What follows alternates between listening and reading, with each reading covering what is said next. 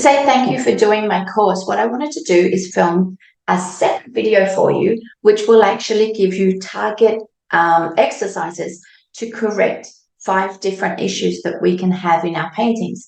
Because they're in our technique, they're in our habits, so they're things that need to be corrected. But also, these exercises that you're going to get are going to stop you from leaving weaknesses in your paintings at the end when the painting's done. So one, while you're painting. Secondly, to check and correct when your painting is finished.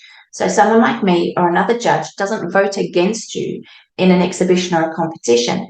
If I see someone who has an obvious problem of inappropriate color, or perhaps color balance, let's go even easier, color balance in their painting, it's such an easy thing to fix. So if I see someone in a competition, I'm judging, and there's someone who has an obvious imbalance of a color in their painting,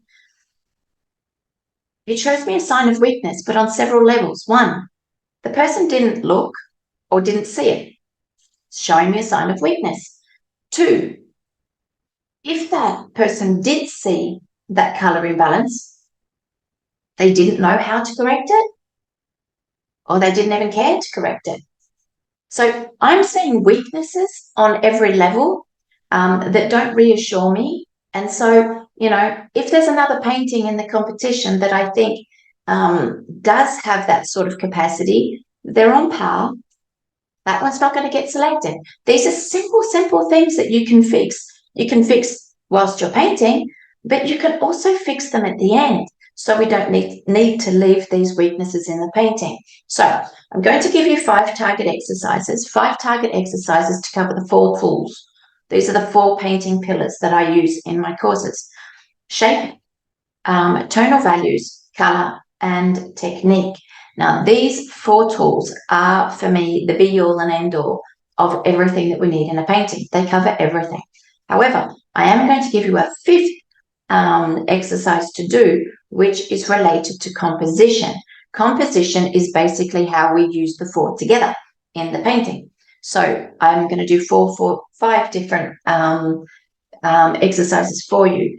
And when you do want to fix habits, if it is habitual, if say you paint in a way that you just don't have enough dark tonal values, so you feel like you don't have depth, you feel like you don't have volume, if it's in a portrait or a still life, you feel like you don't have enough effect of shade and light, and then obviously that goes on to atmosphere, these sort of things. So when it comes to tonal value, okay. So before I give you these exercises, I want to just run through very quickly how you can very easily check that these weaknesses are in your painting. Okay. Now, we're going to start off with the first one. The first one is shape. Shape is basically the structure of the painting, the big shape of the painting that ties all the little things together. Now, this you're going to see, we're going to do it in an exercise, and so it's going to be easy to understand. It's fundamental to know if you have a problem with the structure in your painting. It's very easy. When you look at your paintings, do you feel like everything's tied together in like a close unit where everything just works together? Or do you feel like you have isolated, floating, separate shapes that kind of don't really fit together? If you have that feeling of separate isolation in your shapes, you know you have a problem with the structure. So do the target exercise for the structure. I would actually suggest that everyone does the target exercise for the structure, quite simply because for me it is actually the biggest weakness that I see generally in paintings. So that's shape. That really is shape. The second one is tonal values. Now, tonal values is essential because it is that contrast between light and dark that makes the structure visible. So if you make a good structure, so a nice big shape in your painting, yet you have a light background and that big shape in your painting, is a light mid value, it's going to be barely visible. If you have a light background in your painting, and the shape that you've put, that big shape that you have, is a dark value, it's going to stand out. So tonal values are essential to make your structure visible, which makes it work. If it's not visible enough, it's almost like it's not there. Okay, so tonal values work on the structure, but they go further than that. Tonal values are basically the tool that we have that creates an impression of light and shadow.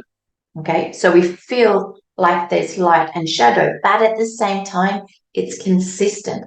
It's not strong light in one part of the painting and diffuse light in another area of the painting.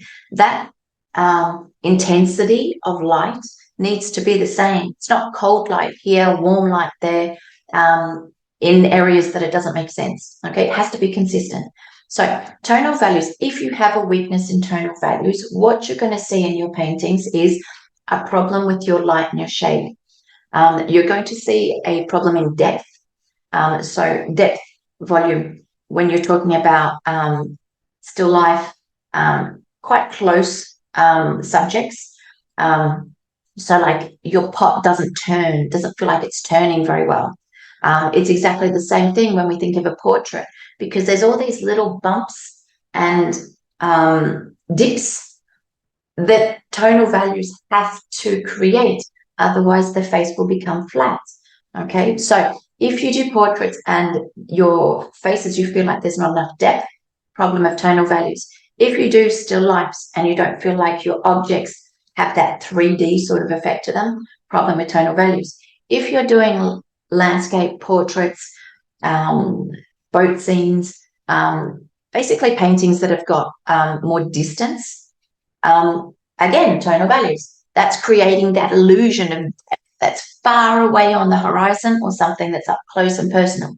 Okay, so a problem with light and shade, a problem with depth, a problem with volume, which is all going to come back down to your atmosphere. You're not going to feel like there's enough atmosphere. If you see those in your paintings, use the target exercise for the tonal values. This is what's going to help your paintings improve a lot. Color. All right. Colors are different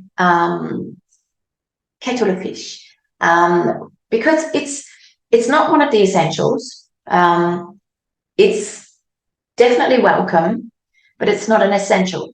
Get a charcoal or a monochrome and you can have a wonderful painting. You don't need color. Doesn't mean we don't want color, but we don't need color. So color has to play the role that we want it to. On top of it, color's kind of like makeup, in the sense that it's what's on the surface and it jumps out at us, which means that it attracts the eye a lot. Yet it's the structure, which is the shape and the tone of value, which is actually holding the whole painting together. But it's the color that we're going to see first. So it's a little bit, it's not the essential, but it's the first thing that we see. So two major problems that I see with color. That's not the only ones, but the two major ones. Easy one is color balance. Nobody should have a major problem with color balance. That's just because you haven't checked for it. That's all. So color balance is one. The second one is inappropriate use of color. This is huge. This is really huge. I'm trying to create say a landscape, a misty landscape with a foggy sort of scene. And I've got a strong blue in my sky, or maybe I've got a strong yellow for the reflection of the sun. Strong color doesn't correspond to a foggy atmosphere for the very simple reason that when fog is around, it's water in the atmosphere. So all color is muted. If you want to create a background and say that you've got a portrait and you're putting, these expressive eyes in your painting, and you've put a strong orange or a strong purple or strong blue with drips and I don't know, interesting technique in the background, you're creating a distraction with that strong color above everything, away from the eyes and the expression that you're trying to put forward. So color needs to support and enhance your message. It shouldn't just be used for color's sake. Color must, because it is so impressive, so attractive, it has to be really controlled and used in a way that enhances your painting, enhances the area of the subject that you want people to see, and is not creating a distraction somewhere else. Okay, so appropriate color is something that most people do need to work on. The fourth one, which is really the easiest one, is technique. I actually am getting to the point where I am not paying any attention whatsoever. I'm really getting to that point, to technique. Most people have good technique. When it comes to technique, I kind of want to say, for one reason or another, get over it. Technique blocks people. My technique's not good enough. I have to work more because I have to improve my technique. Or I'm not yet ready. I can still see, for some reason, my technique's not good enough. So I'm not selected in a competition because my technique's not good enough. Gee, I hope that's not the case.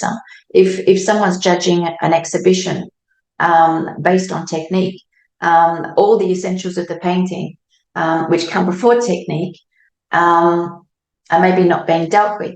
Technique is the last thing on the list. Your technique will always be good enough. It's like singing.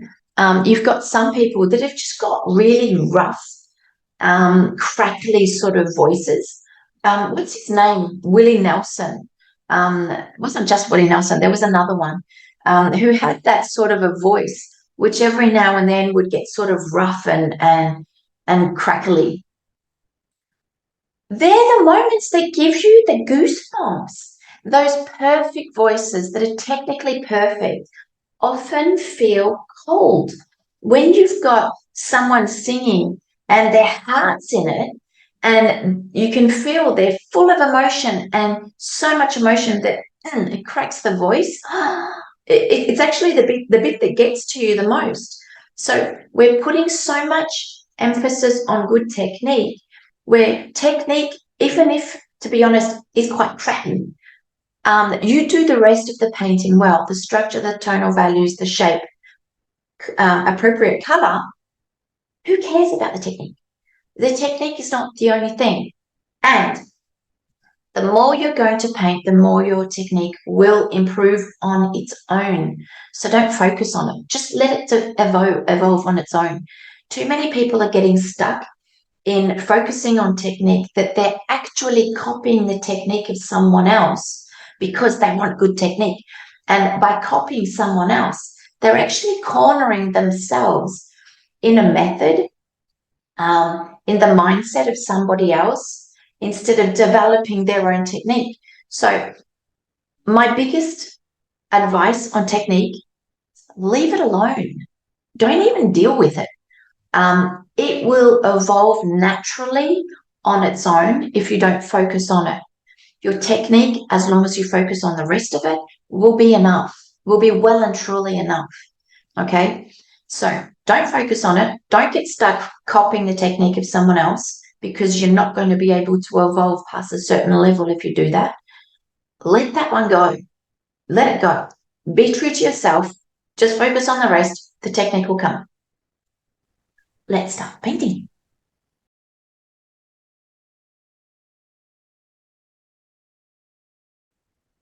Let's start off by adding a little bit of color just to get the palette ready. I'm going to need different color, quite a lot of different color, so that we can actually do that color exercise. But I'm also going to need colors that are going to allow me to do darker values. So here is my Winsor green. It's an old tube, Winsor & Newton. Winsor green blue shade. You can see how dark that is. Here I have quinacridone violet, or I often use violet dioxazine, but I don't have any at the moment, so this one will do. You can see as well, it's also really dark.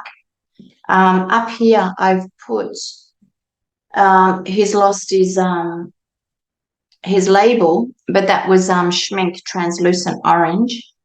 This one here, I have Gold Ochre, Winsor & Newton. A little bit more ultramarine green shade. Up here, burnt sienna, I would normally use, but I have none left. Let me see if I've got some more in my box. And loads of tubes of Winsor & Newton, but I've got one more where I do have some. So let's, same place, same color. I use the burnt sienna here to mix with violet.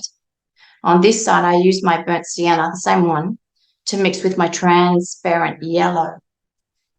All right, so the first exercise that I want to do for you will be structure. I'm going to put this actually in order of what I personally would check for, because I'm putting it in order of importance. So get the structure right, then it's the tonal values, then it's the color. Technique, to be honest, I think there's not going to be a lot. And then it's going to be the composition. Okay, so I'm going to tie all of this together at the end, but each individual tool needs to really be dealt with on its own. I'm going to work with pen just so that you can see this really well. The first one, I'm going to divide this in two. You have to use watercolor paper to do this. I know some people don't want to use watercolor paper because they feel like they're wasting paper, but you're not. If you're learning water doses, tone, how to make all of your tonal values and how to create fluidity, transparency, and all these things on a crappy paper, but you have to reinvent the wheel when you change the paper. So changing paper all the time is not really something that is going to help you. You need to use the paper often enough that you're actually getting a good feel for it. So I would use, this is Arches, 300 grams fine grain. I would use your real paper. Just use the backs of them. So that way you get 4 exercises on the same sheet.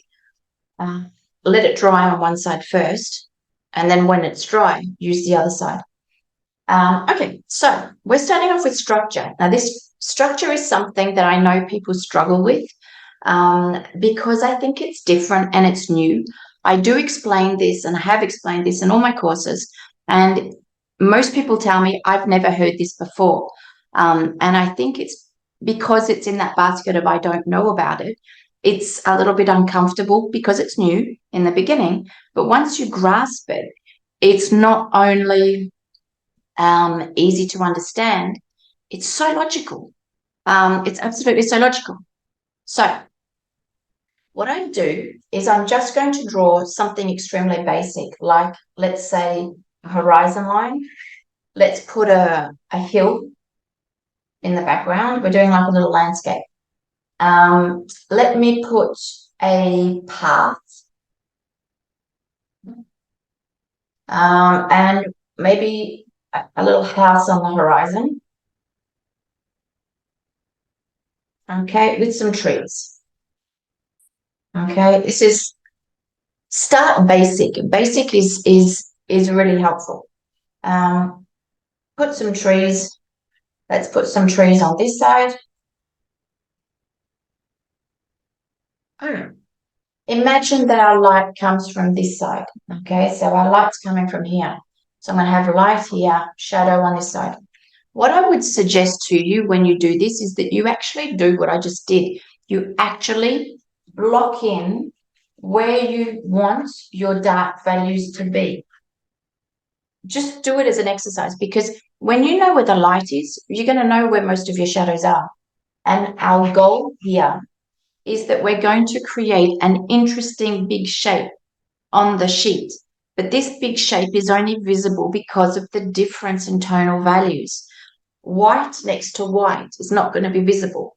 So if it's a light shape and a light shape, that's not part of my big shape. My big shape is basically, consider it the mid and dark values stuck together. So I'm going to go around basically in my shape and I'm going to try and connect where all of my dark shapes are. Maybe I've got some dark trees going on. Maybe my trees are darker. So let's put them there. Maybe if my light's coming from there, I can let's put this house a little bit bigger.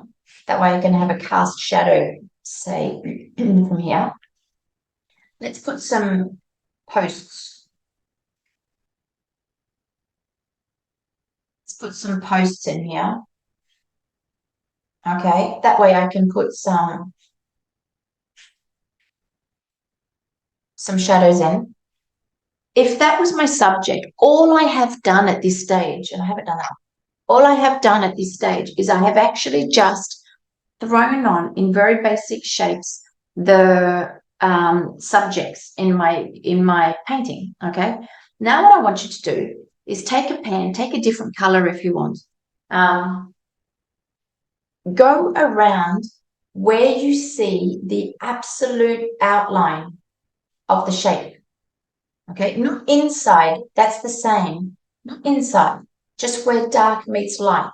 So where dark meets light, I'm actually going to put an outline. I'm not going to continue in the shape, that's the same. I want just that separation from dark and light.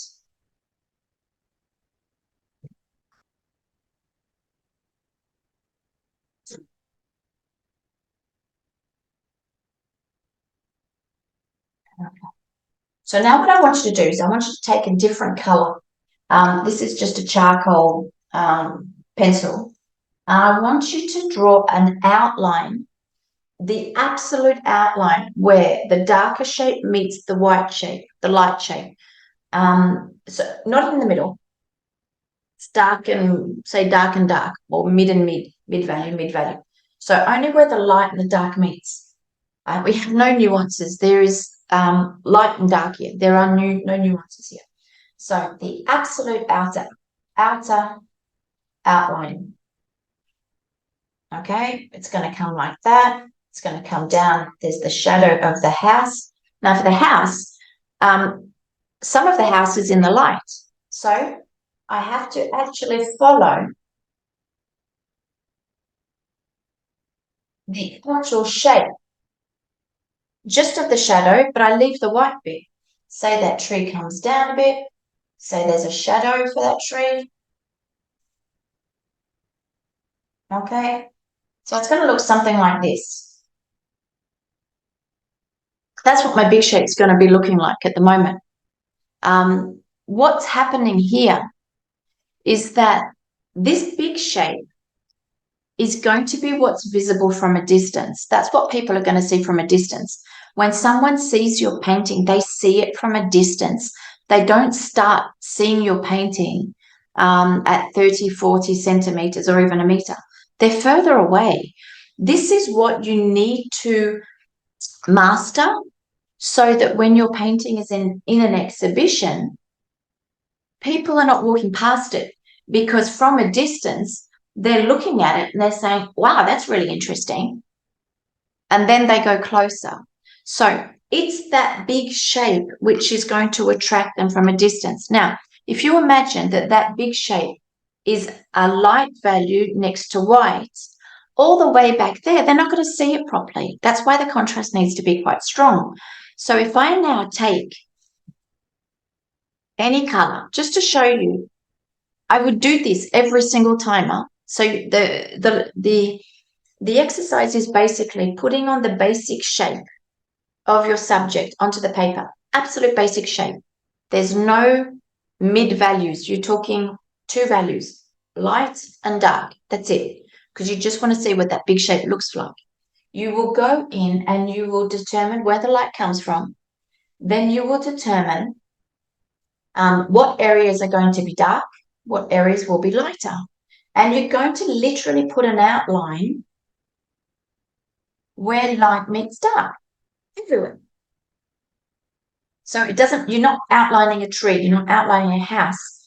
Some of the tree will be in the big shape of the duck. Perhaps some of the trees will be in the light shape. Depends on if you've got light trees or dark trees. Some of the house is light, some of the house is dark. Okay, so it's not by object, it's by shadow.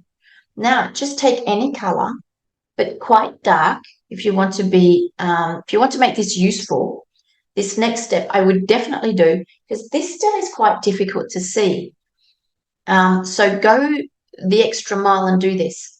Okay, so what I would do here, I would quite literally color in the shape I've just left. I would quite literally color it in. Because one of the biggest things that I think that we do where we don't help ourselves when we paint is that we're painting at a distance of this. I'm this far away from my painting. No one sees my painting at first glance at that distance, but I'm judging myself, my painting, from that distance. I'm painting it. Oh, okay, that's there. Yep, that looks good. No one's looking at my painting at the first time from here. I need to be judging my painting all the time at the distance that people are actually going to be looking at my painting. So what I need to do is I need to have a dark enough shape that when I've colored it in, I'm now going to stand back. And when I stand back, if I find that big shape interesting enough, I don't need to understand what it is. The structure just needs to attract attention and then tie everything. The trees are tied to the mountain. The trees and the house are all regrouped into the same shape. If I find that big shape interesting enough, I could say, hey, I like it. Or maybe I find it really boring. So if it's boring back there, someone's going to say, bit boring. So maybe I could say, maybe it's just too horizontal. Maybe it's just not dynamic enough. Okay, I've decided I want it to be a little bit more dynamic. Then I think, okay, so maybe how can I change that? What if I had like a shadow of, who knows, a tree or something in the foreground? Maybe even hot foreground. Maybe even a giant shadow that cuts across the entire foreground. Okay, is that going to make my subject look better? Because that's just one band. Maybe I find that a bit boring. So what am I going to do? I'm not going to wait until I've done my painting to figure it out or test this.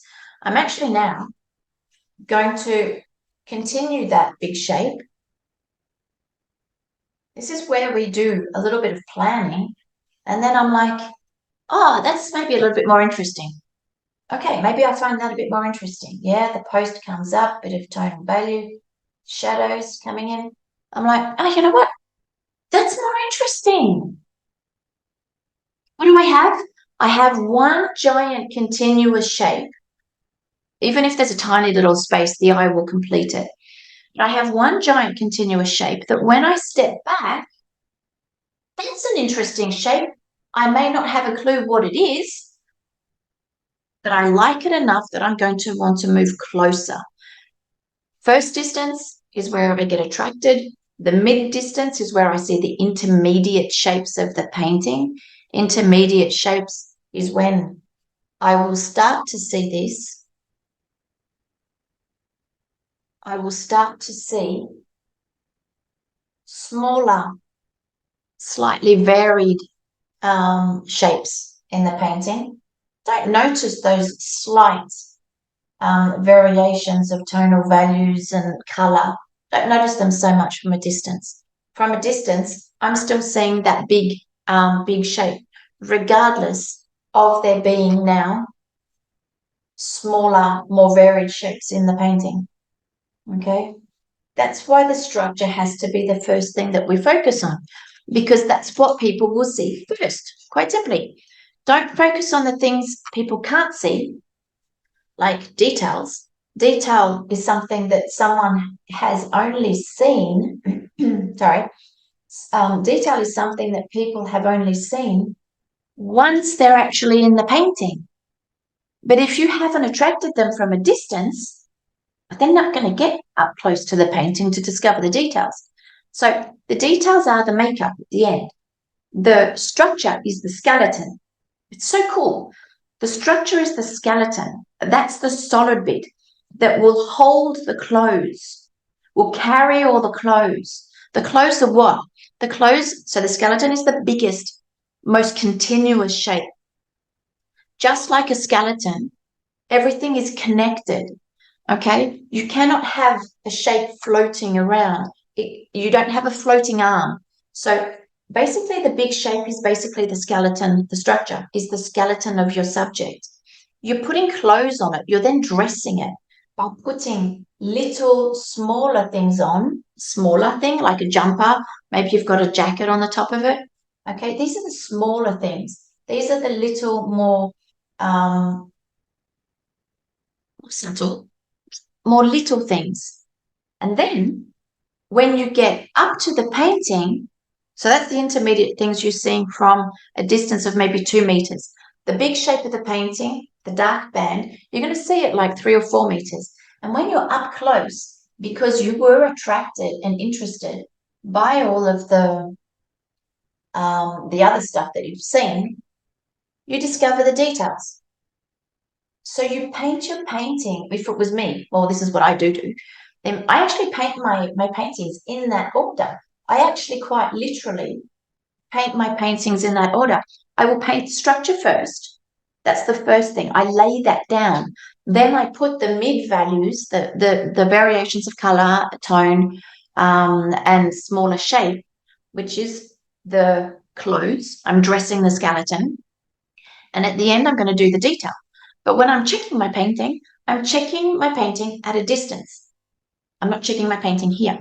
So this is the first thing I would do. Let's do another one. Okay, let's just get that in. Let's just do another one.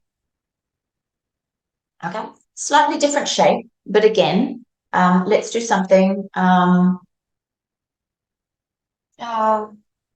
super simple. Simple is good because simple. But simple is good because it's easy. We don't get stuck thinking about I don't know, composition or complicated subjects. So here I have 2 blocks, okay?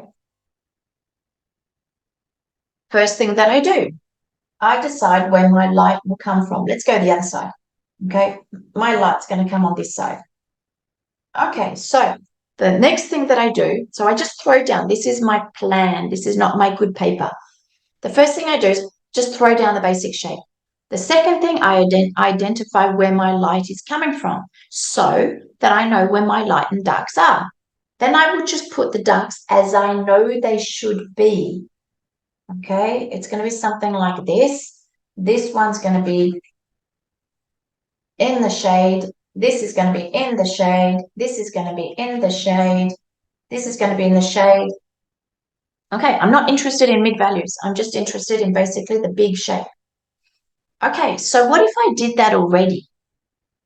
Okay, I take a different colored pen. Doesn't matter what it is. It could be just a big texture or fur. And I will go to where light meets dark.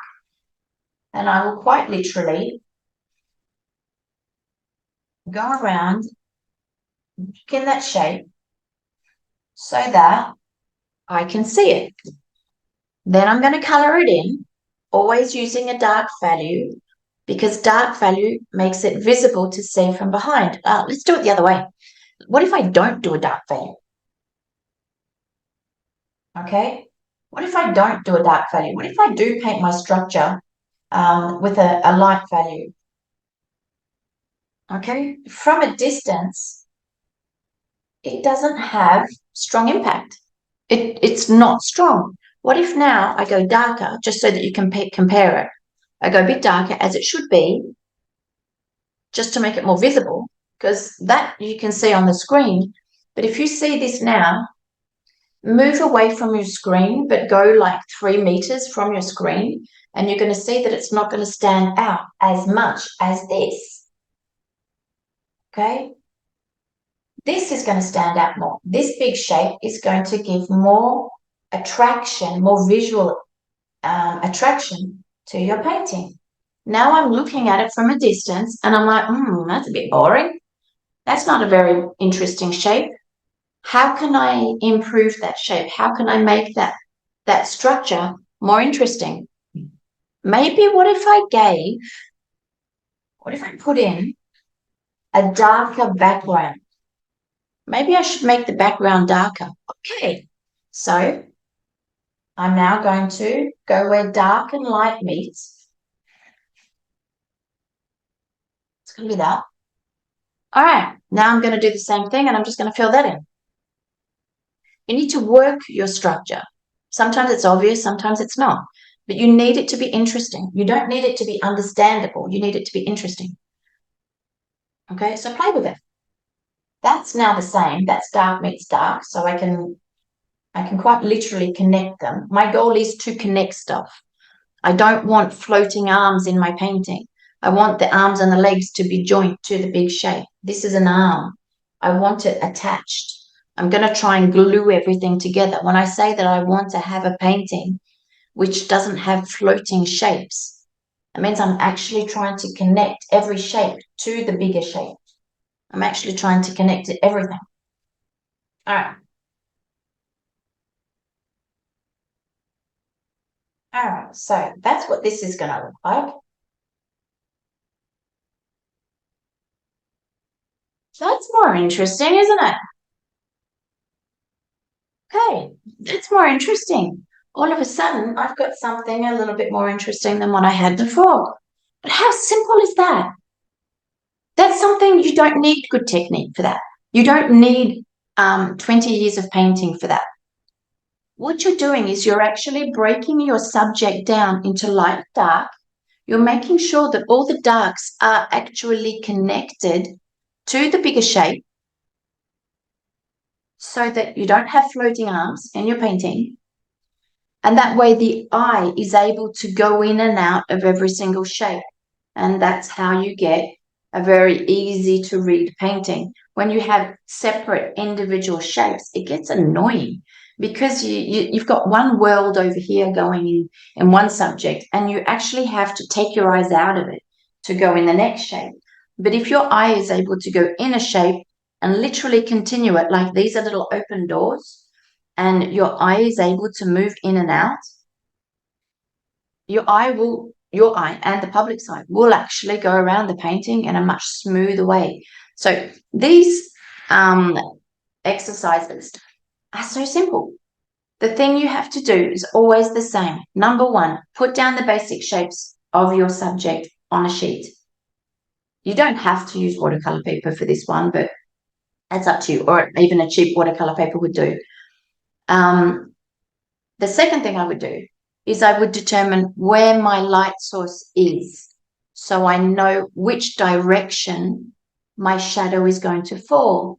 Then I would take just a pen or a pencil and just very easily block in the shadow as I know it to be. When that's done, draw an outer line so that it's in your head. You can see it, you've identified it, because you may get it wrong as you're doing it. Sometimes it's quite hard to do.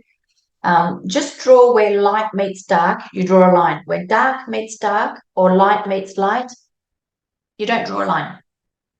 When that's done, to make it more visible again, you're quite literally going to colour in, no fancy technique, no variation of colour, with quite a strong contrast, quite a strong dark, so that you can see it next to this white, this big shape.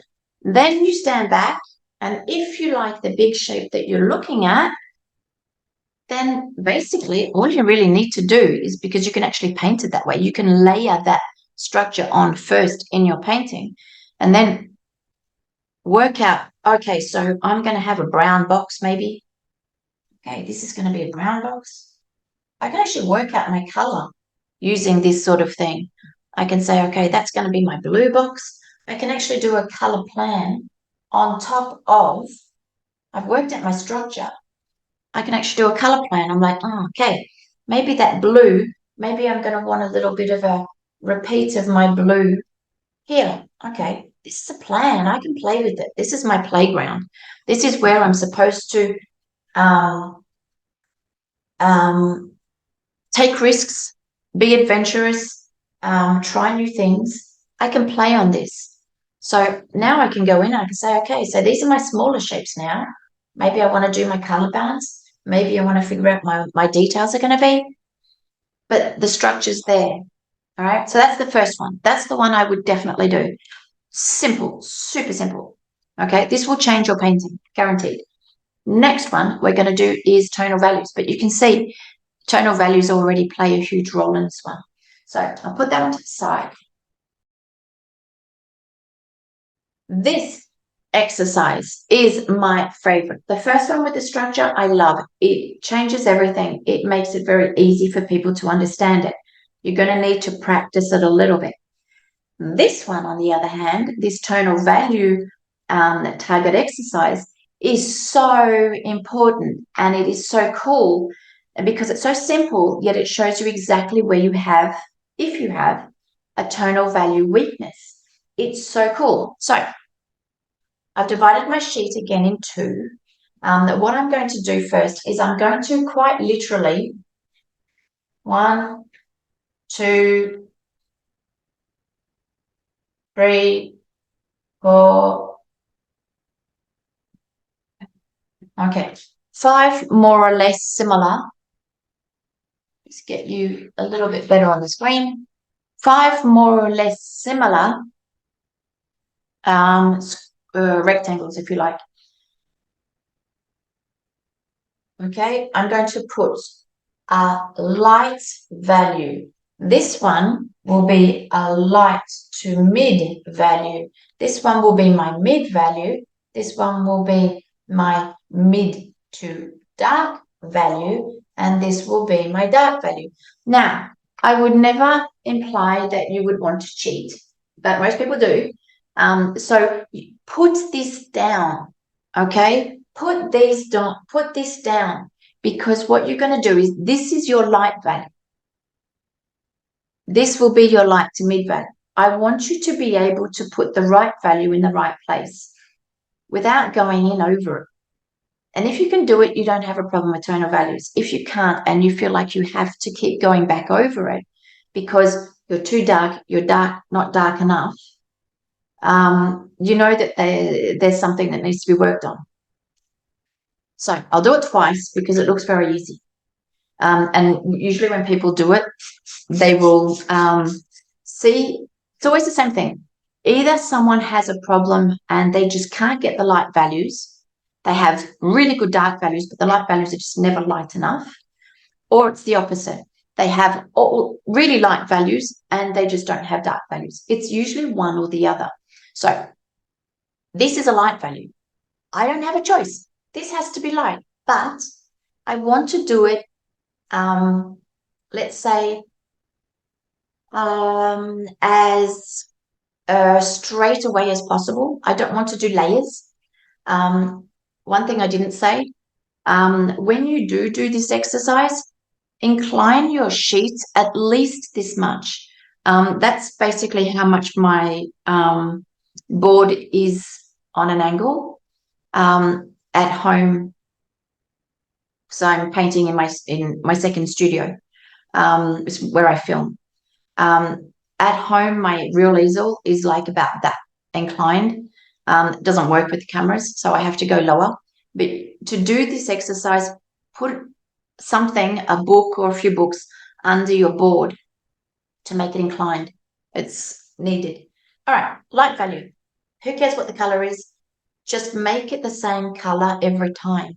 So choose a color that can create a dark value. So I'm going to go with my burnt sienna, ultramarine blue, and Windsor violet. You don't have to go with so many colors, but I don't have a dark, like a sepia or an indigo. I don't have any of those colors, so I'm going to do a mix. So I want light value. This is super light. This has to be so light that we don't see it too well. Okay, so I'm putting it on my paper. This is my light value. Okay. Done. This is my light to mid value. So I'm going to take the same color and I'm going to want to go light to mid value. It's a lot harder than it looks because you have to grade these. This is why this is so important, this exercise. Okay, cool. That's looking a bit right. So I'm purposefully trying to take the right intensity and the right amount of water as I'm collecting my color. Okay. I'm actually thinking the quantity of water to give me the fluidity and the quantity of paint to give me the intensity of the color. I'm not just taking brown. Okay. I'm not just taking purple. I'm trying to get the right combination of pigment and water. So put that on. Okay. Okay. Light to mid value. I'll stop talking because I did that a bit too dark because I was talking. So same principle, but I'm not going to talk so much. Otherwise, I end up doing it wrong. This is my mid value.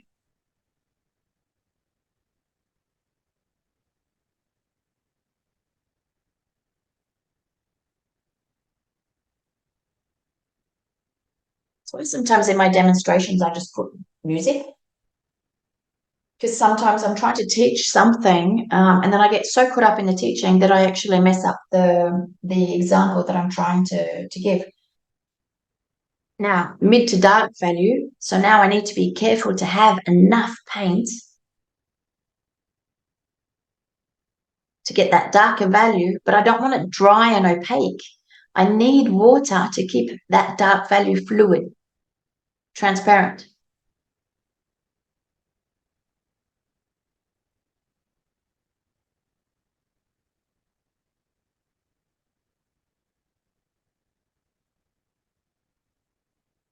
Constantly changing what I have in my brush, if you notice, because I'm conscious of the value that I'm trying to achieve, but I'm also conscious that I want that darker value, that mid to dark value. I want it transparent. I want it fluid. So I'm trying to create that combination of thick, dense paint, but with enough water that it's going to stay transparent. And when it dries, it doesn't turn into a light value. All right, now dark. Now I need a ton of paint. Okay, but I have to have water. Otherwise, it's going to be opaque on the paint. Okay. Keep that color pretty much the same as the others, or purpley.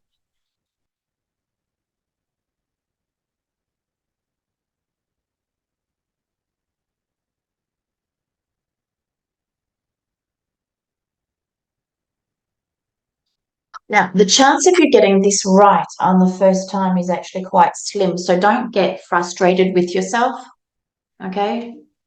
Just in case you have a reflection, you can see those different tonal values. What I want you to look at, not so easy to see in the dark value, but it is there as well, is that in every single case, can you see the accumulation of water on the bottom of the shape? You can see it here. I don't know if the camera, you can. If I tilt the paper a little bit more, you'll see that there is actually, there we go. You'll see that there is actually the same amount of water in every single example. This is so important because what I see most of the time, this is with my students, is that people have this notion that light values have more water, dark values have less water, that water is diluting the intensity of the color. So to get a dark value, people usually use less water.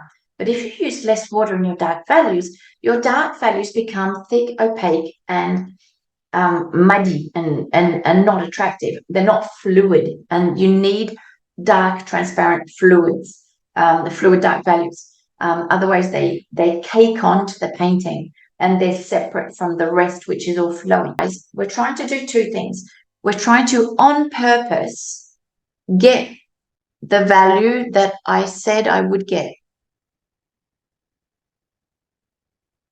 Done. However, to get these values, I'm not just taking purple. I'm not just taking brown or blue. I'm actually really conscious of the quantity of paint that I'm getting to get the intensity of color on my sheet. But at the same time, I have to have water, otherwise it's not going to be transparent. If you notice, and this is where I say it again, the quantity of water which is accumulating at the bottom of my shapes is kind of the same. That means I am not taking less water even when I have a dark value. Water is the constant. It's watercolor that we're painting with. It's not color with water. Water is the constant element in my brush. It's more or less pigment that I am taking to get the more dark or the more light a value. Okay, so this is so cool of an exercise because it shows you, yes, I'm capable. When I did this, my light values were good. I couldn't get dark values. Or it's going to say, I could get the dark values, but I couldn't get the light values. Have a look at what's going on here. Are you just taking color because you want brown or blue or green? Or are you actually conscious of the quantity of color you're taking? Because you're probably not. Are you constantly taking water to ensure that you are actually keeping a transparent color happening on your sheet? Now, this is going to balloon up and create watermarks. So just like in a painting, I would take these off. And you can see that I have water, even in this super dark one. There was still lots of water. Remember, it's watercolor, not color water. All right, do it again. Check you're on. Cool. And I'll do it again just because I want you to concentrate here. It just saves you from rewinding and looking at it again. 1, 2, 3. Oops, I'm a bit big. Doesn't matter. All right, I'll correct that. So, light value, light to mid value, mid to dark value. What I would do with these is I would put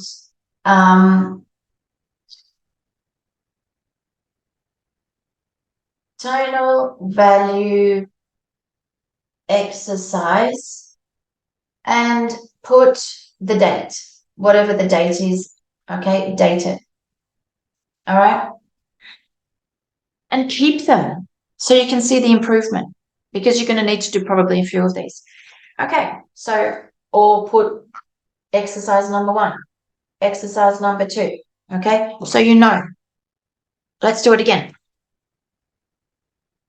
All right, this time I'll do it a bit bluer because you'll find that the colors that you use will make it easier or harder to do. So once you master it, make sure that you're able to do it with all the different colors that you have in your palette because some colors it will be actually harder. The more opaque colors are obviously easier to get the darks. The more transparent colors, you have to work your darks a little bit harder. The different colors will actually make a difference. So let's go a bit bluer. Or let's go blue because I've got it on the palette. That way I don't change anything. Okay, light value. I'm saying it to my head. Light value. So that's too dark. So I'm literally taking the color there. I'm literally taking my brush and I'm now diluting it in the water. There's my light value. Okay, that's my light value. Cool, done. Now I want a darker, slightly darker. I'm going to take some of this, slightly darker. Okay, that's not watery enough. If you look at what I do, you don't have to paint like this, and I don't want to confuse you, but I will explain it. I will take the color that I think is a little bit too dark, and I won't flood my palette with water. My palette is on an angle because it's on my board, so you can see the water accumulates down the bottom of the palette because the palette's on an angle. So if I had water everywhere, it's just all going to move. It's going to mess up the colours underneath it. So you're going to see it doesn't even run down here because I don't have a lot of water. I take my water after, and then I will check it. It's not dark enough. I know that's not dark enough. When it fades, when it dries, it will be lighter. So I will check it, not dark enough. I will go back in, but I will keep taking water. Yeah, that's a bit better. Okay, that's my light to mid value. I'll make it a bit smaller so I've got more space for the others. Okay, I know that's going to dry a bit darker. Okay, cool. I'll stop talking because I can already see I'm going to distract myself. I have to focus with this, huh? Not dark enough. I already know it. Be conscious of what you're doing.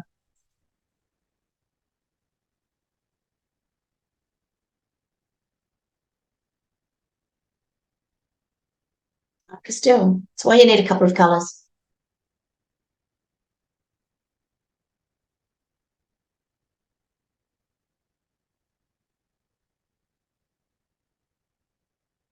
Still,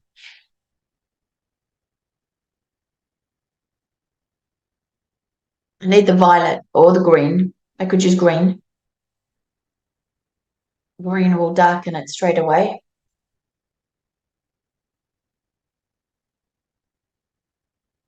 Not dark enough.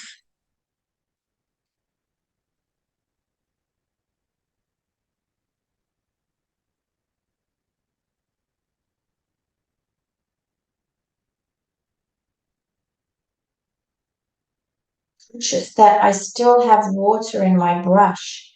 So I'm looking always at the water that's coming to see if it's going to be transparent enough. As I was talking here, I noticed that I didn't have enough water in my brush, which is why I said I'm going to stop talking because I wasn't focusing enough on my water. So don't feel like you're the only one that needs to concentrate. I do too, and I think most people would. We're all the same on this level.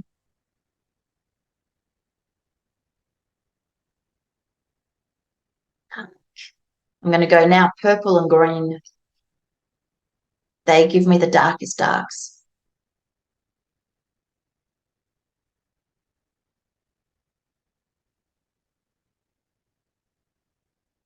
A little bit too similar, these two, but my tonal value range is okay, probably better the first time.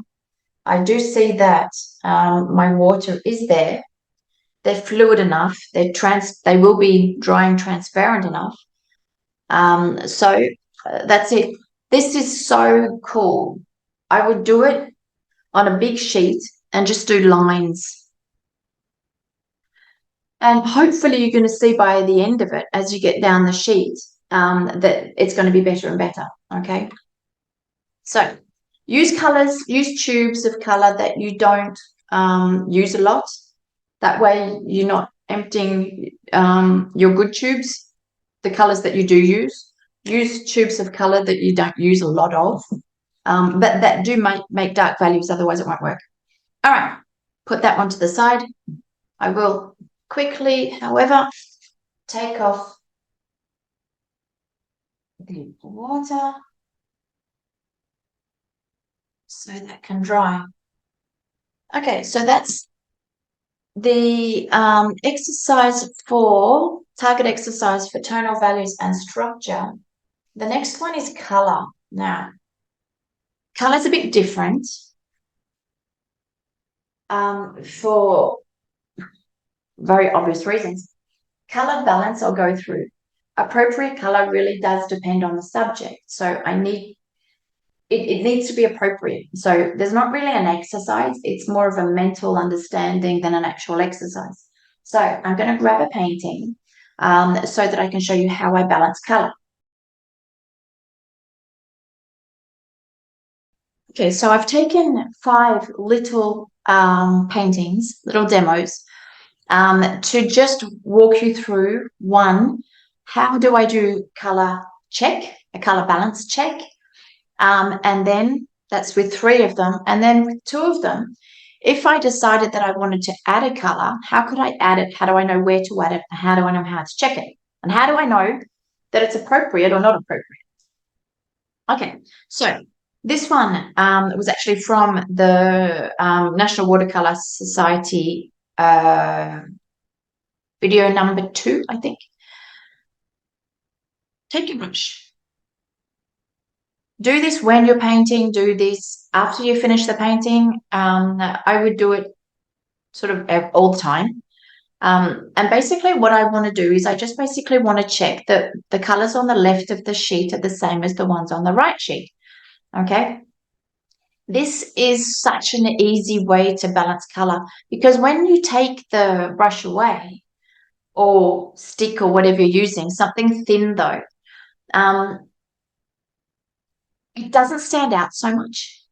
And I find this so amazing, because often what I do in my workshops is that I will tell people when they come, so in physical workshops, I tell people, I ask people to bring 2 or 3 finished paintings, 2 or 3 of their finished paintings, not done in courses, done on their own. And I get them to come and bring them in. Now, what happens, I would say, at least 90% of the time, and I don't understand how this happens, but it does happen. I will look at the painting, and because my eye is quite trained for judging, stuff just jumps out at me. And when I look at the painting, I'll look at the person. I'm like, color balance, how do you think it's going? I ask their opinion. What do you think? And they're just like, I don't know. Or they'll be like, yeah, I think it's okay. And then with them here next to me, I'll just go like this. And I'm going to be like, okay, now the goal of this is to see if the left side of the painting is working color-wise with the right side of the painting. And this, most of the time, is just like the person next to me who did the painting just goes, oh, because quite often, and I do not understand this, the left side of the painting is completely different to the right side of the painting. And most people do this, and I don't know why. You could have a yellow side, like I've got yellow and blue, yeah, but look, I've got the blue on my yellow side and I've got the yellow on my blue side. But some people will quite literally have one side is yellow with no repeat and one side is completely blue. But when you put the brush in the middle, you see it. When you don't, I guess we're just too busy looking at the subject. We just start seeing the subject. And this happens all the time, but it's also tonal values are not balanced. It's not just color. And when we put something vertical in the middle of the painting, it just becomes really obvious. You can see a lot of yellow, a little yellow, a lot of blue, a little blue. I often balance by different quantities. It's balanced. I can even go to my little people.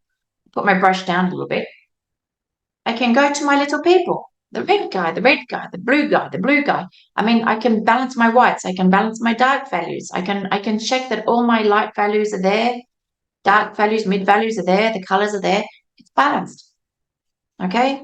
So simple little thing, but it works.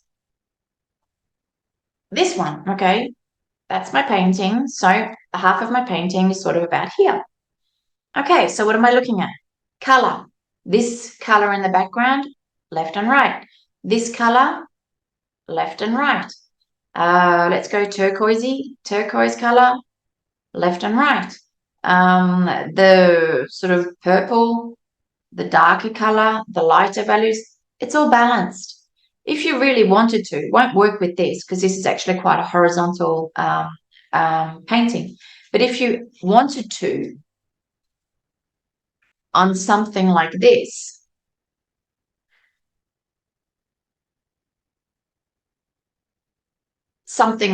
which is sort of a more vertical subject, I would put the brush in the middle, turquoise, turquoise, red, red, orange, orange, blue, blue, white, white, light sort of raw sienna-y colour, the burnt sienna colour.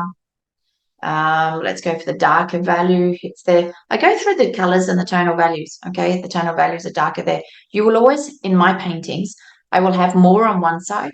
If you look on this painting, there's a lot more darker values on this side, but there are enough repeats on this side that it still holds together. There's more blue on this side, there's less blue on this side. There's more raw sienna-y sort of colour. It's actually my gold ochre on this side, less on this side. I actually always balance it with the opposite quantity. Otherwise, it becomes too symmetrical. It's just for that reason. But if it was a painting which is sort of more vertical, I would actually go the extra mile and do this. I would actually do that. I would actually then do comparing the top and the bottom. Now, if you look at that, I do have pretty much all the colors, whether you go from the whites, the raw sienna or gold ochre sort of light color comes through everywhere. This burnt sienna red color sort of comes through everywhere. The turquoisey blue, I have a little bit. Don't really need to balance everything. I do not have the red. I have the dark value. I have all the rest of it. The red is part of animating the bottom of the painting.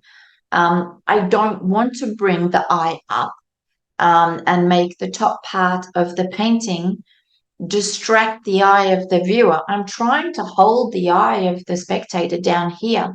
So I'm extremely simple, not strong contrast, so that the eye comes down. If I was putting, because I want to balance my color, strong turquoise, strong red up here, but then this and dark values, then this part of the painting is going to compete with this part of the painting. So you need to have intelligence and say, look, I don't want to balance that one because it's going to attract the eye in an area that I don't want. So it's not like it has to be left and right. It has to be the same colors repeated top and bottom. It's not. The main colors of the painting, I would call the core colors of the painting. Yeah, sure.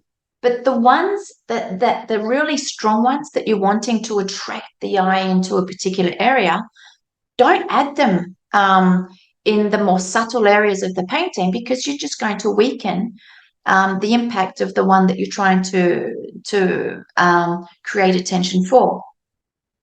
Now I'm going to show you something different. This was a little demonstration that I did in my online course, one of the lives, and I'm going to play with it. I'm actually going to add something to it. Now, painting could work like that, huh? It actually does work like that. It's actually a shame to paint over it. The land of painting, pick no prisoners. You have to go the extra mile. If you want to see if a painting works, go the extra mile and say, you know, what if is the phrase that we want. We have loads of these little papers that allow me to see the end result. And then I'm like, okay, it's good enough. Yeah, I like it. It's like, yeah, can we do something to sort of boost it up a bit? 100% we can ruin the painting, huh? 100%. I'm one of these people that I'll take the risk. I messed up the painting. No big deal. But I always want to, what if? And I like that because that allows me to continually to progress. If I'm constantly preoccupied with the, it's good enough, I don't want to ruin it sort of attitude, I'm never going to go out of my comfort zone. I'm never going to take that extra risk, which could give me that extra something in a painting. And I'm going to miss out on that. And to be perfectly honest, I started painting when I was full-time painting when I was 19, 100 years ago. So when I was 19, I'm 51 now. So it's a long time.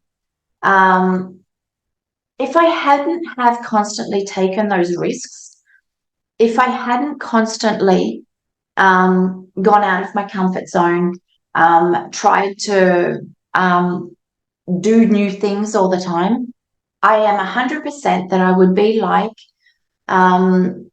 loads of other artists, that when you see their painting today and you see what they did 20 years ago, or in my case, 30 years ago, it would be the same, because I wouldn't have progressed, because I never went out of my comfort zone. So don't be scared to play and try. If you mess up a painting, you're going to mess up paintings. Put it that way. You're going to mess up paintings, and you have to. And then you're like, oh, that wasn't a good idea. Okay, so you've learned. Okay, next time I won't do it like that. How else are you going to learn? So, yeah, this works. Could I improve it? Could I do something to it? It's a cute little thing, but I think it could use with a little bit of, not a lot.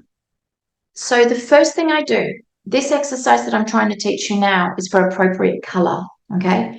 So the first thing that I will do is I will look at the painting and I will say, because I'm talking about color, I'm looking at the harmony. The harmony is very soft, gentle, relaxed. Strong red, for me, is going to upset that harmony. I wouldn't put something just like a purple or an orange or some sort of violent yellow in there just to shake it up, because it contradicts. It's not appropriate with the rest of the painting. Appropriate color means I stay logical to the message of the painting. The color that I'm using is logical with the painting. If I'm trying to put color on a portrait and I want fatigue, so I'm going to be using all my shapes and bringing the shapes down. I'm going to be using my tonal values, and I'm going to be putting all the heavy darks down the bottom of the painting, not at the top of the painting, to pull the eye of the viewer down so that they can feel the weight of the world, basically, on this guy. I'm not going to be putting a bright, uplifting color in the background above the portrait, because it's going to raise the eye of the viewer in my portrait. So instead of making the viewer go, oh, because they're seeing the shapes drag down, they're seeing my tonal values heavy and bring you down. And then there's this strong color that literally makes their eye go up. That would be the perfect example of inappropriate color, because color is actually creating the opposite effect than what I want in my painting. Okay. I'm always worried that the video is going to cut out, which it keeps doing. So that's why I keep checking. So first thing that I'm going to do is I'm going to say, okay, so I see the color scheme that I have. I see the softness. I see the atmosphere. I see the sort of overall feeling that I have. What appropriate color could I add to give it something a little bit more special? Okay, what color can I add? Use that language. What appropriate color can I add to add something a little bit more to the painting? Me, it's obvious, to be honest. I actually find it quite obvious. I would bring two colors in. They're already there. I would come back to my turquoise. I would put in a little bit of turquoise here, probably on this line here. I'd keep my light. I'd probably add it here. And I probably would come back in with a little bit of, that was cobalt when I painted it, cobalt blue, which I don't really ever use. So I will continue with cobalt blue. It's on my palette. I used it once and I didn't touch it again, but it's granulating. So I know it was my cobalt blue. It wasn't the turquoise, it was the cobalt blue. And I will put some white in it. because I love white. I am addicted to white paint. I love white. So what I'm going to do is I'm going to slide this across because I have to put my palette on. So bear with me. So I'll put them back on up. I'll grab my palette. And then you'll see.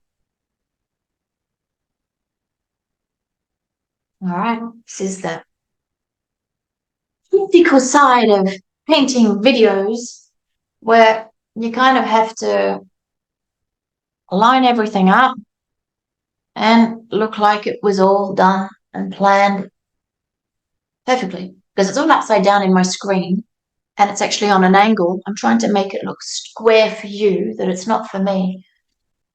And obviously, there we go. All right. It's my cobalt. You'll see it's dry because I don't ever use it. That's my ultramarine. And I don't want this. This is what we just did with that tonal value exercise. Let's take this off because that's just going to dirty all my yellow and my burnt sienna. As you can see, I am not the most pedantic person when it comes to a clean palette, but me too, at times I have my limits. Turquoise. That is actually this color, okay? That is my cobalt turquoise light. That was this. I could put the same one there, or I could put Windsor. This is my Windsor blue green shade. This is my white.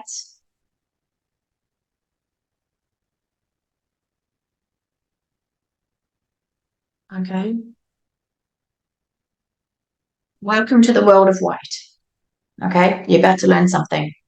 Super cool. If you become addicted to white after this, I understand. Okay, so this that I have is a little bit of transparent yellow, a little bit of white, and a little bit of Windsor. And I'm going to get this color. If I take the Windsor Cobalt Pure,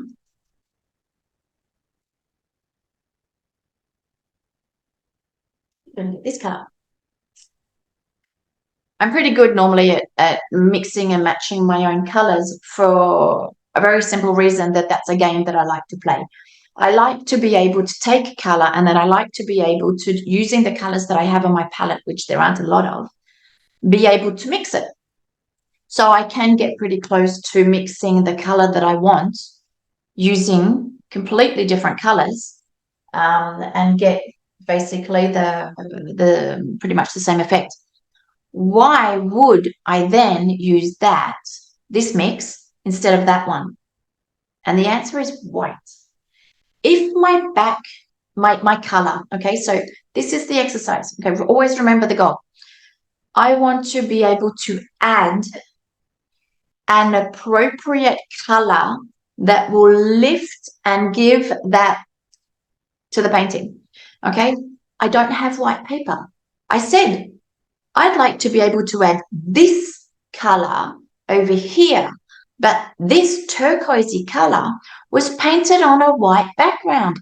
This one has not got a white background. There's a color there. So what happens in watercolor? You layer colors and you're going to see what's underneath, unless you are using white. Do not think that white is illegal in watercolor. Okay, why? White will, without going opaque, without even being noticeable. I mean, I've exhibited, I don't know how many times, tens of times, more, 20, 30 times in exhibitions where we're not allowed to use white. Shh, don't tell anybody. And I have white in every single one of my paintings. I have visible white and then I have non-visible white. Obviously, for those exhibitions, I don't have the visible white that I add. But in all of my paintings, ever since I started when I was 19, I have always used white as a body color. Could use black as well, but I don't because they granulate and I don't like the granulation. White I use as a body color to sandwich color. This is so cool. If I wanted to add a turquoisey blue on here, it would not look turquoisey blue, because if I was using transparent watercolor, you would see the wash underneath it, and so it would become a grayer color unless I use white. And if I use white, but I don't use it in such a quantity that it becomes cakey and opaque, it will just block off the visibility of the color underneath it. So the fact that I can actually come in with transparent color, add a little bit of white so that I can layer it on to, for example, this brown, will allow me to add a bright transparent color in a painting that's already done. Super cool. So let's go. A little bit of Winsor Blue. That's my transparent color. It's quite strong. I need a vibrant color to do this. I'm going to pinch a little bit of yellow to make it more turquoisey. Take a little bit of white, a bit too green, add a bit more blue. All right, so that's going to give me basically what I want. That's obviously too strong for what I have here. There we go, a little bit bluer as well. All right, so I'm going to actually wash some of this off. I'll layer it on. Okay, so that's what I've got in my brush. And I'll actually just put the color where I want it to be. Maybe I'm going to add some down here. Maybe I'll integrate it a little bit into other areas of the painting. I'll probably bring it so it moves up on this dark color. And layer it onto this darker color. Okay, then obviously I can't stay like that. I'm going to take my brush. Clean paper would have been good, but anyway. And I'm just going to soften the edge. Okay, just to get that looking like it was actually part of the painting. If I find it too strong, I can bring some of it back. And I can layer a bright turquoise onto a brown. It stays transparent because that little bit of white is acting as body paint, which allows me to hide the color underneath it without losing the transparency. Now, if I find that too strong, just bring it back wherever I think it could be a little bit. Honestly, this is where I'm not helping myself because I'm going to end up putting this dark color on my paper. Knowing that's going to settle, knowing that that's, as it dries, it will be a little bit lighter. It's probably fine. I probably will take it back just a little bit here, just to make it not so big.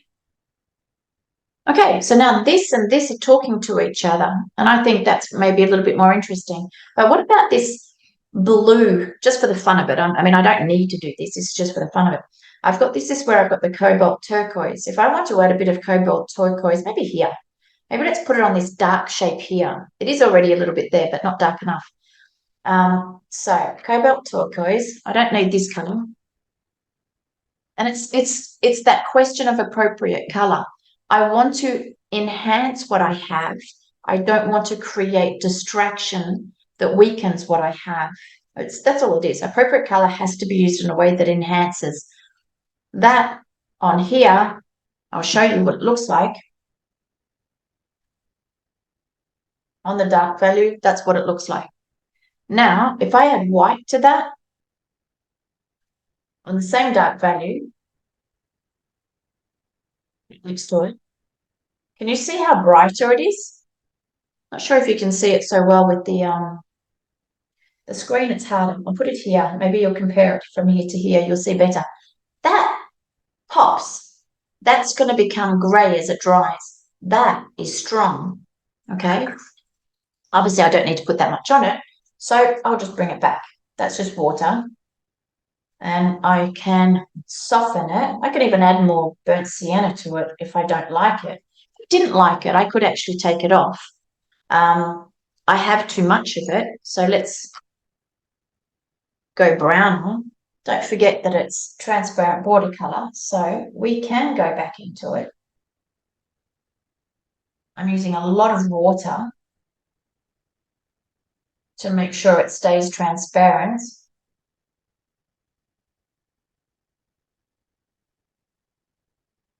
Take it back if you find there's too much of it.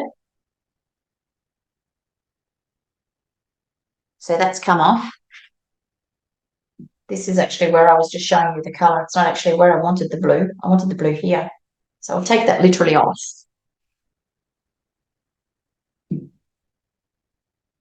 And let's go brighter still, just for the fun of it. Once again, it's not needed. I'm just playing it.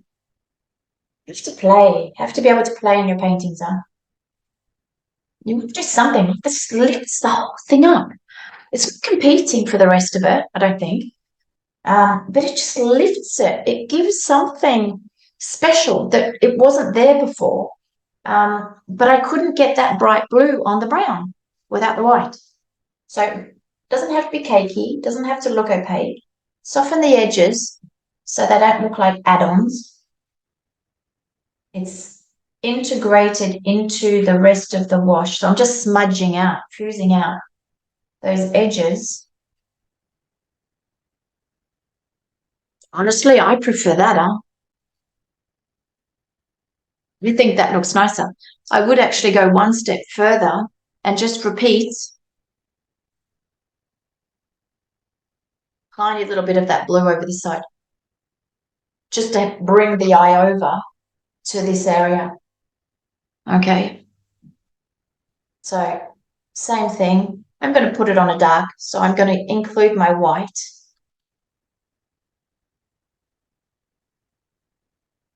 I can even bring it in as a transparent color with more white. And just give a tiny hint of that blue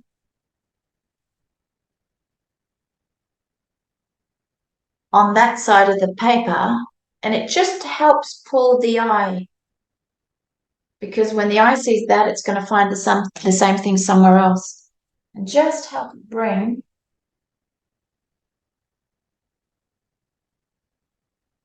the eye over here. Cool.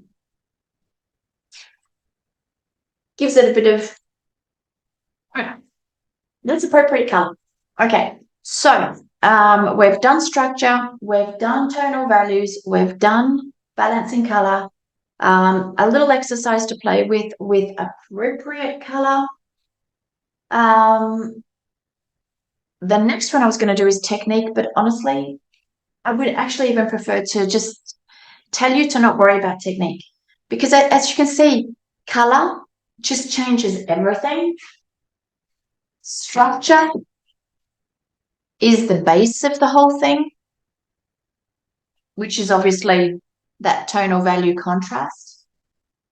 So now let's try and put it together in a subject. Let's try and coordinate it all so that it all fits together nice and snugly in an end result.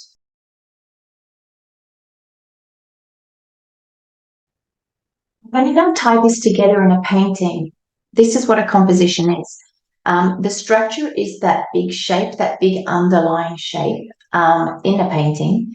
The composition is the way that the tonal values, color, and smaller shapes fit in, if you like, technique as well, but how they fit in to this bigger shape. Now, the best way that I can think of explaining this in a way that's understandable, more understandable, two ways.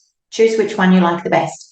As I mentioned before, the structure is like the skeleton, okay? So the way you decorate the skeleton, meaning the clothes you put, have different colors, they're different shapes, they have different tonal values.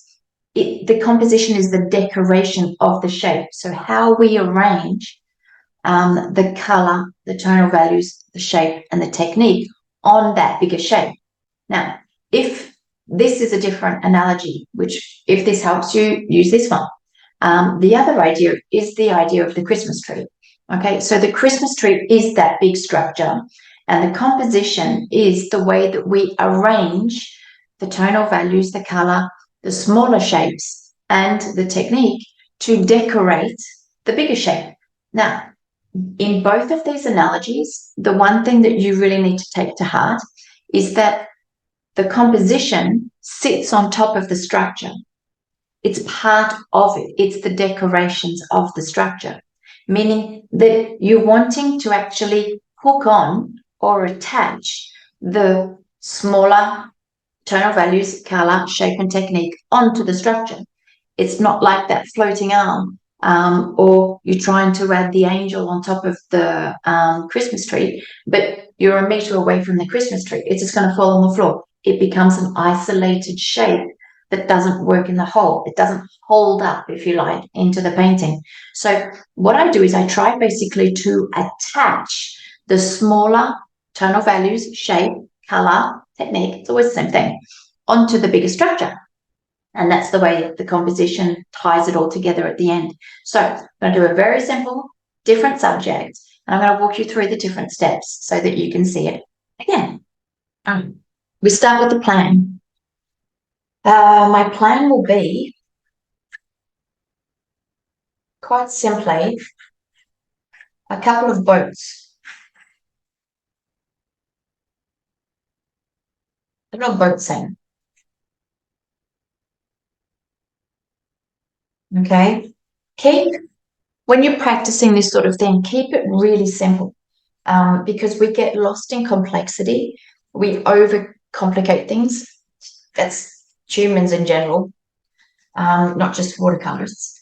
And then we get lost in the complication. So to understand it, break it down into simple shapes, simple ideas, and then as you get going, then as it becomes more and more natural for you, then you can start to complicate it, but don't complicate it to begin with. So this is my plan. I put on the simple shape. Okay, I'm going to do a boat. I'm going to do a second boat here, a bit of a reflection. Let's put a horizon line in. Next step, identify where the light's coming from.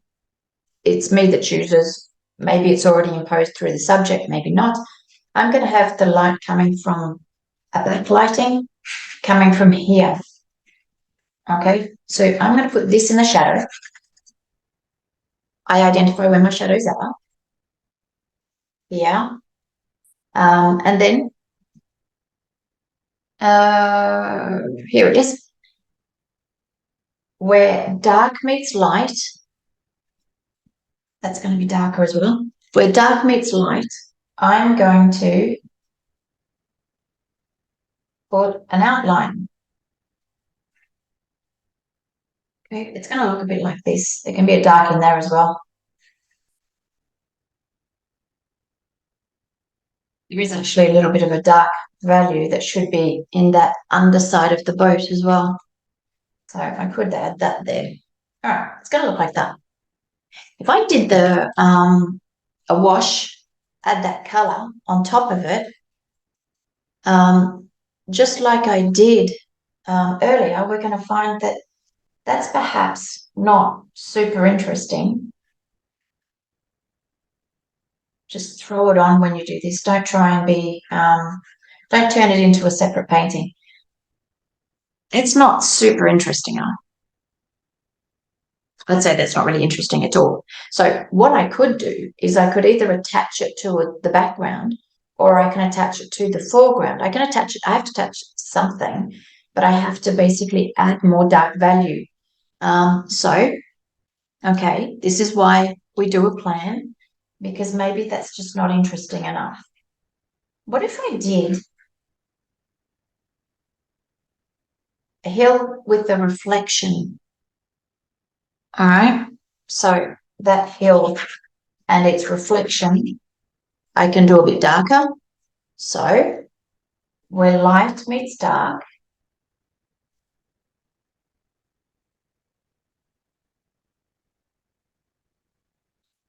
colour it in, go through the steps. Even if mentally you've understood it, go through the steps, because it's very different to imagine it than to see it. You're going to find problems. And when you do, you'll see it on the sheet. We don't always imagine the potential problems. So go that extra step. All right.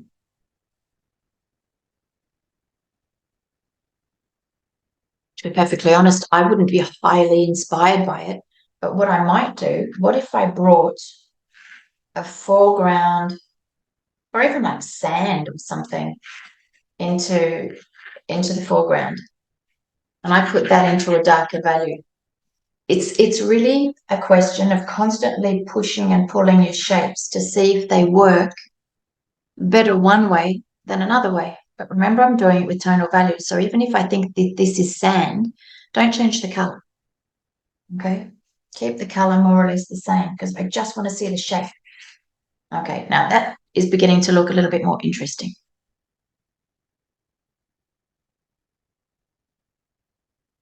Okay. Okay. Why not?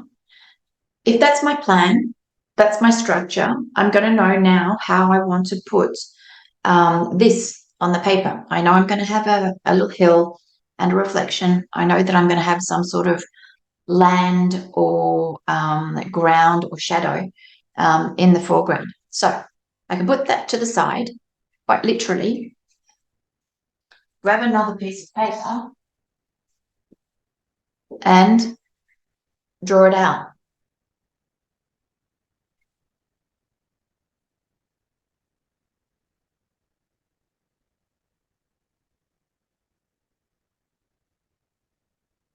Okay, so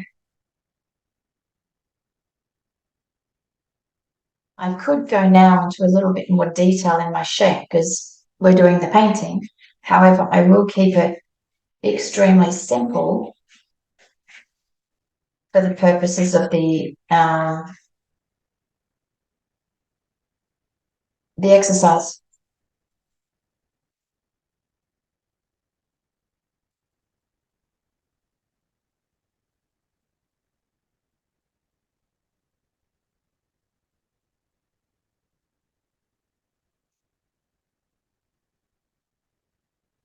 Okay.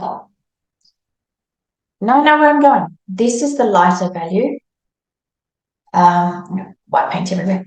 This is the whiter value. This is a bit darker. I'm going to keep the light value here, darker boat and a darker foreground. So I'll just put white paint everywhere. Let's start by putting a wash on to basically set that structure. It helps visualize it. So what I will do, sky, no sky question. Let's avoid the sky. I can put a very light wash of not a lot at all, just so that I can get this sail to come forward. Okay, let's not get caught up in complications though. Super simple.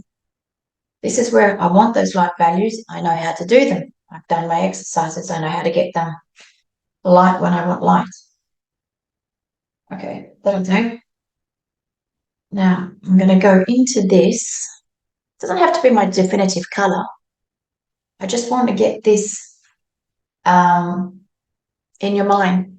Now see how I've done the sky, and I'm literally connecting the sky to that bigger shape.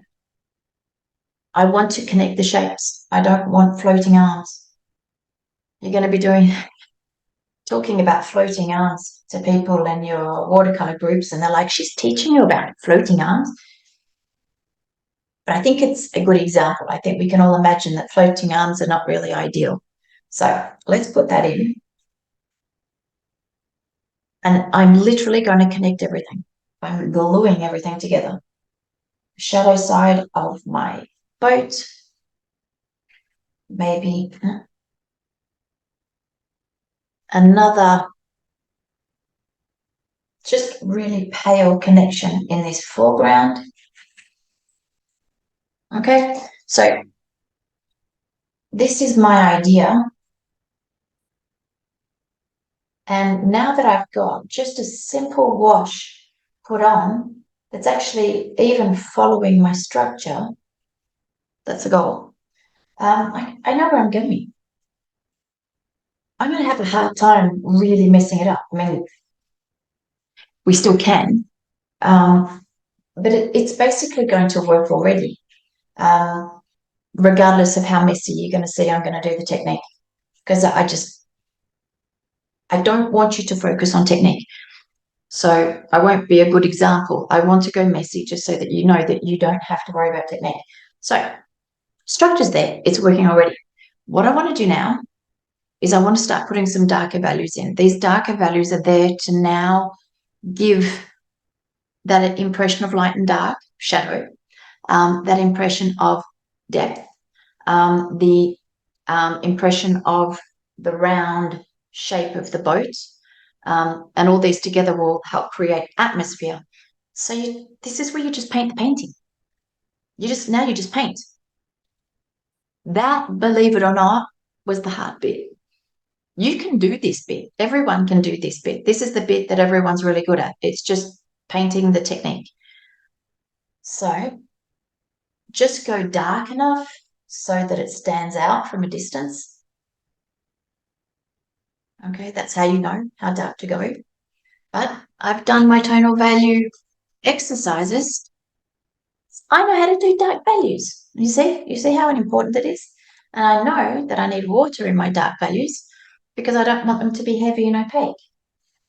Maybe go a bit bluer. Okay. It just makes painting so much easier.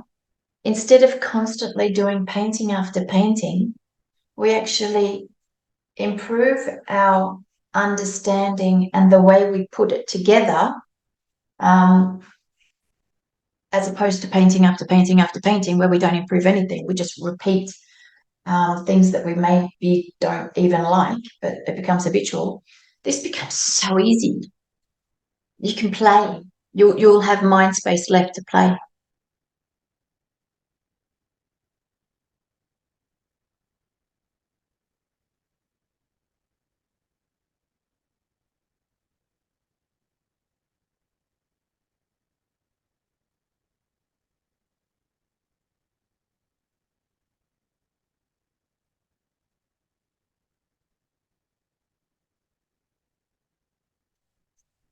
I'm purposefully doing this quite boring because I want us to be able to play with colour and work that colour balance and appropriate colour back into it. So I'm being quite grey voluntarily. I'm not normally, but I just want to be able to add that into this example. Okay, so if I decided it was a bit boring and I wanted to go back into it, that's where I would constantly think of my balancing, this idea here. If I start to put an orange there, maybe I'm going to want a little bit of orange here somewhere, down the bottom or up the top, who cares? Left, right, who cares? I'm going to put it here, okay?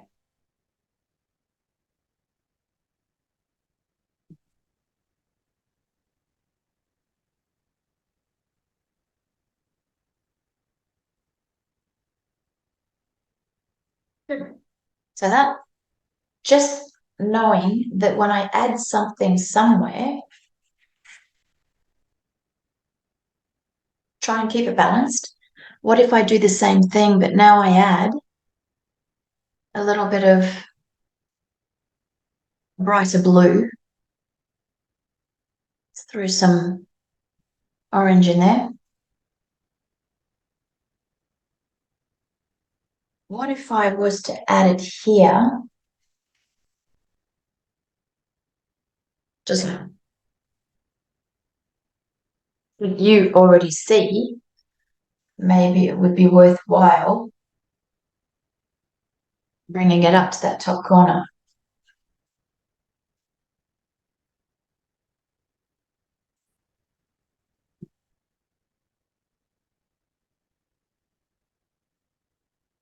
Okay.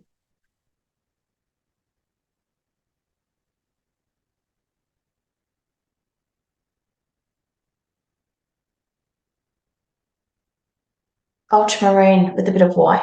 Why? Sandwiches the colour. So I can put it on a grey and it's going to stay blue. Okay. Vibrant blue, regardless of the fact that the paper's not white. That's the white paint that allows me to do it. Yet it stays lovely and transparent. It's not opaque at all. It offers me a brighter blue. Okay, I'm trying to put all the little things that I've just taught you into the same painting, not necessarily to do a chef d'oeuvre, but to just sort of go over it one last time. You see how that little blue gives it a bit of life. That balancing that turquoise gives it a bit of balance. The repeating of the orange helps it sit. This grey of this background, how about we give that a little bit more interest? Because remember, every bigger shape needs little intermediate shapes in it so that from back there it stands out. From close up, we get the same sort of interest. We're interested again. And then basically we're just finishing the painting. More tonal value, bit more detail. Just get the rest of the painting done and then check it once it's done.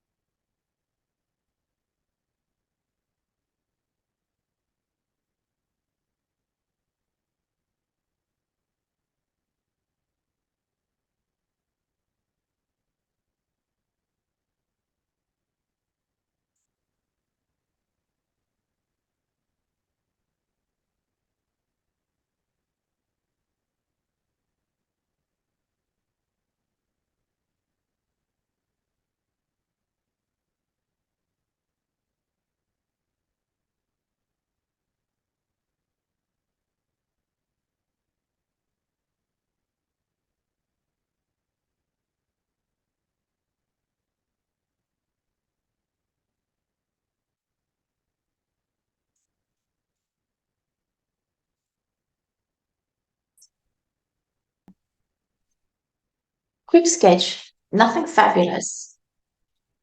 This is the next step that I always do. Now, because I paint vertically, I use this sort of kitchen paper, basically. Um, Here I've only got 2 squares. When I do a big painting, I can obviously cut off 4 squares wide to make it longer. I can't use a mounting board because it's too heavy, it falls. So this is the technique that I've used, and I use it even when I do little ones, because I can alter it and place it. Now, by cutting off those edges, I can see better. By cutting off those edges, I get a better idea of what I'm looking at. All I need to do is stand back and see if I need something, basically to finish it. In this case, I probably would go darker.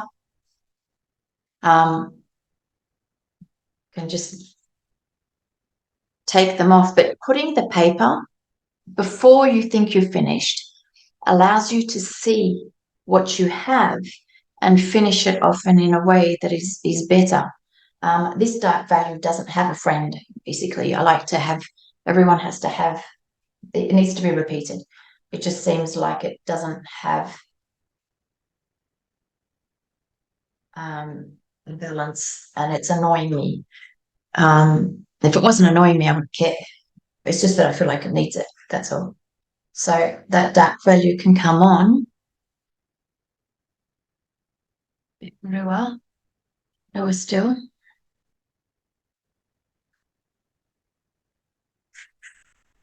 The painting here anyway.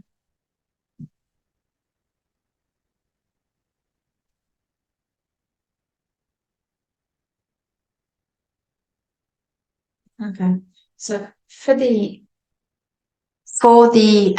exercise, that'll do. But can you see how taking this structure from the very beginning allows me to have an idea of where these big shapes are, but also how I'm going to connect them. And then that's gone. And then I just have to figure out how I'm going to decorate it, where I'm going to put the color, where I'm going to put these little touches of color to balance them or to create a tension to attract the eye. And it's done. But it's such an easier way to paint than I think a lot of people do, where a lot of people basically, they draw out their painting, they go into, thousands of little shapes. And people then have a tendency to paint little shapes, meaning imagine that they've got a still life, okay? So they paint the background. Then perhaps they'll paint the bars. Then maybe they'll paint the pot next to the bars. Then maybe they'll start painting the flowers. Then when that's done, maybe they'll paint the table. But by actually painting bit by bit, you're going to get a painting that is sort of built bit by bit. So it's easy to lose that fluidity, which is not just fluidity in the sense of paint fusing, but fluidity of the way the eye can circulate. There's not separate shapes. There's not floating arms. It's basically just helping the fact that it's all tied together. The eye can weave in and out of every single shape. So there we go. So the idea of this video was to be able to walk you through one target exercise for each of the 4 tools that we have, although technique, fly over it. Don't be so preoccupied with it. When you get this part of the painting working, you're going to see that it doesn't matter what the technique looks like. It's actually always going to work.